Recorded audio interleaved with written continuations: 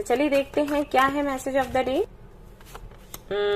Change direction, enhance your physical health, be proactive. सबसे पहले तो पॉजिटिव सोचना शुरू करें।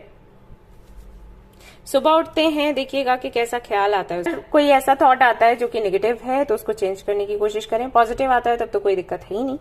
थैंक्स बोलिए भगवान को एक और सुबह देखने के लिए और दिन की शुरुआत करिए। अगर नेगेटिव कुछ है तो उसको चेंज करिए।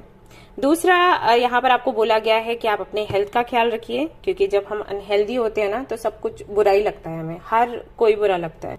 अगला मैसेज है आपके लिए कि जिस तरीके से आप चीजों को हैंडल करते हैं वो तरीका आप बदलें। हो सकता है आपकी आदत हो कि आप जब कोई काम करते हो वो बनता नहीं तो आप किस्मत को कोसते हो, जबकि यहाँ किस्मत का कुछ लेना देना नहीं है। अब प्रॉब्लम सिर्फ इतनी है कि जो तरीका आप अपनाते हो वो गलत है, तो उसको बदलिए।